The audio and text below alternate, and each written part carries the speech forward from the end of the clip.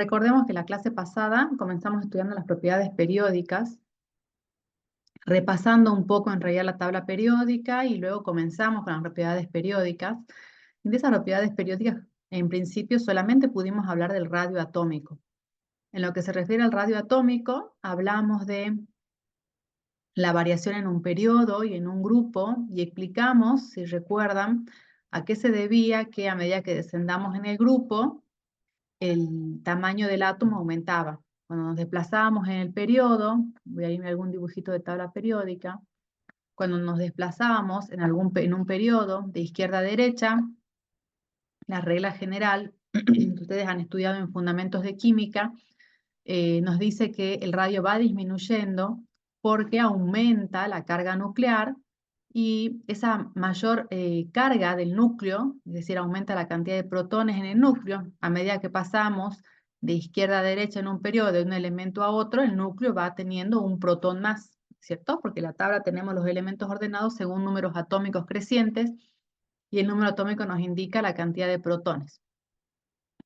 Entonces, ese aumento en 1 de la carga nuclear implica una mayor atracción hacia los electrones periféricos o los electrones de la última capa, que son los que definen el tamaño del átomo.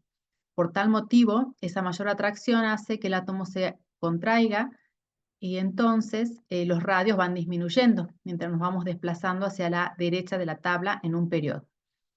Cuando estamos en un grupo, sin embargo, si bien la carga del núcleo va aumentando a medida que descendemos en el grupo, habíamos dicho que eso no ocurría, sino que a medida que descendemos en el grupo, el tamaño del átomo va aumentando. ¿A qué se debía eso? Lo explicamos la clase pasada. ¿Por qué a pesar de que aumenta la carga del núcleo, uno podría suponer, a medida que la carga del núcleo, perdón, uno podría suponer que a medida que descendemos, entonces en el grupo debería haber una mayor atracción hacia los electrones. Sin embargo, en un grupo eso no ocurría, sino que a medida que vamos descendiendo el tamaño del átomo aumenta. ¿Y a qué se debía eso? ¿Qué pasaba a medida que descendíamos en un grupo? A ver, Por el efecto de pantalla. por el efecto pantalla. ¿Y qué era el efecto pantalla? Explicado con sus palabras.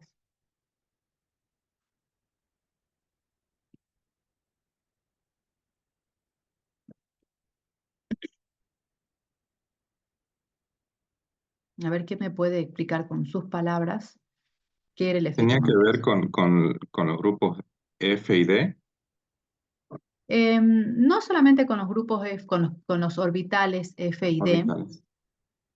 Vamos a ver ahora que en realidad todos los orbitales influyen en el efecto pantalla, pero de diferente forma. En particular los F y D, vamos a ver ahora que lo que tapan la carga del núcleo es en forma deficiente. Ese es el tema que vamos a empezar a desarrollar ahora. Aquí Julián me dice son 2 electrones internos que apantallan la carga del núcleo. Sería, en lugar de 2, son los electrones internos que apantallan la carga del núcleo, sería Julián. Sí, son los electrones internos que tapan esa atracción positiva del núcleo. Por lo tanto, los electrones que se encuentran, todavía no, prendí la pizarra pero no me conecté, habíamos hecho un dibujito. Por lo tanto, los electrones que se encuentran en el último nivel, que son los que definen el tamaño del átomo, esos electrones se sienten menos atraídos de lo que uno esperaría respecto del núcleo del átomo. Por lo tanto, el átomo se expande a medida que descendemos en un grupo. Ese apantallamiento del que estamos hablando, ese efecto pantalla, lo podemos medir, lo podemos cuantificar, y con eso nos quedamos en la explicación de la variación del radio atómico, con algunas excepciones, que ya las vamos a volver a recordar cuando hagamos los ejercicios, pero teníamos que comenzar a desarrollar hoy lo que era la carga nuclear efectiva. La carga nuclear efectiva la indicamos con la letra Z y abajo ponemos EF. ¿Por qué la Z? Porque la Z nos indicaba qué número. ¿Qué número nos indica Atómico. número atómico? Bien. Y el número atómico nos indica la cantidad de protones del núcleo. Por lo tanto, si hablamos de carga nuclear, la carga del núcleo se debe específicamente a la cantidad de protones, ¿sí? Por eso la carga nuclear efectiva la simbolizamos ZeF. Es la carga entonces positiva que tiene el núcleo, la carga positiva neta que tiene el núcleo, experimentada por un determinado electrón en un átomo polielectrónico. Nosotros entonces vamos a poder cuantificar cuánto percibe, cuánto se siente atraído, dicho más correctamente y en términos de fuerzas eléctricas, ya que lo que estamos diciendo es que el núcleo atrae a los electrones.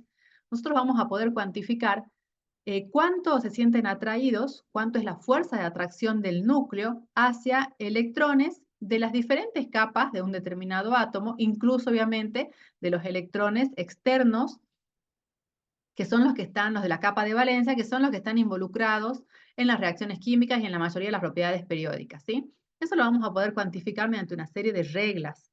¿Por qué? Porque si tenemos 10 protones, por ejemplo, en el núcleo, el electrón o los electrones no van a sentir la atracción de 10 protones. Va a depender dónde se encuentre ese electrón que estemos analizando para saber qué atracción están percibiendo. ¿Cómo lo podemos cuantificar a eso?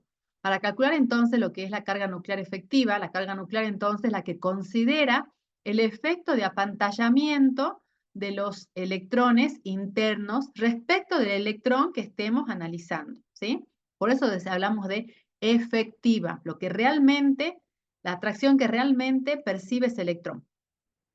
La carga nuclear efectiva entonces está dada por una ecuación que me dice que la carga nuclear efectiva es igual a Z, que es el número atómico, es decir, la cantidad de protones del núcleo, la cantidad de cargas positivas que tiene el núcleo, menos una constante sigma, una constante que le indicamos con la letra griega sigma, que se denomina constante de apantallamiento o constante de pantalla.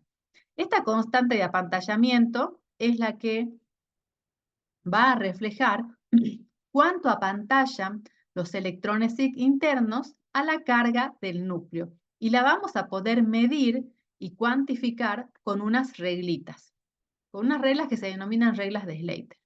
Entonces, por ejemplo, si hablamos tenemos acá el núcleo, tenemos los electrones externos y todos los electrones internos, entonces, protegen, dice aquí, a los electrones externos de la carga del núcleo o lo tapan, y eso es lo que llamamos justamente efecto pantalla.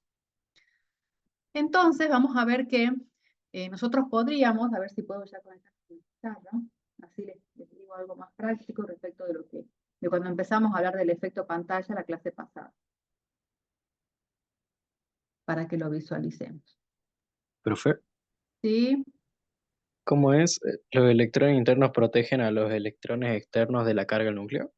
Sí, protegen o apantallan. En realidad estamos usando la palabra apantallar más que proteger. ¿Sí? Apantallan, tapan la carga del núcleo. ¿Sí? ¿Está bien, Lucas? Sí, profe. Bien. Un segundo que quiero irme a la imagen, a la gráfica